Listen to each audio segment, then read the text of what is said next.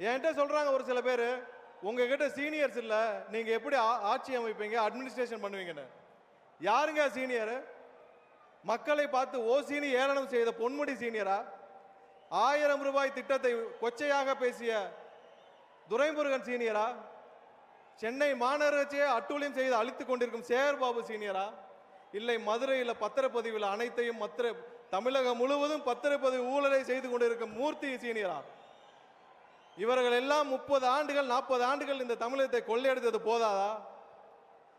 நம்மளுடைய தலைவர் உங்கள் அண்ணன் விஜய் அவர்கள் இந்த கூட்டத்திலிருந்து ஒரு தம்பி, ஒரு தங்கை, ஒரு அண்ணன், ஒரு அக்காவை தேர்ந்தெடுப்பார் அடுத்த வருடம். அந்த தேர்ந்தெடுக்கும் அந்த நபர் அமைச்சராக தலைமைச் செயலகத்தில் உட்கார்ந்து ஒவ்வொரு நொடியும் மக்களை பற்றி மட்டுமே சிந்திக்கும் ஒரு நபராக இருப்பார். என்ன பெரிய சீனியர்? அப்படி என்ன பெரிய சீனியர்?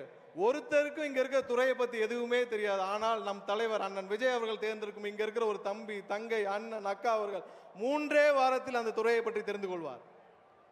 4 வாரத்திலிருந்து என்ன செயல் திட்டம்னு முடிவு பண்ணி டெலிவர் பண்ண ஆரம்பிப்பார்.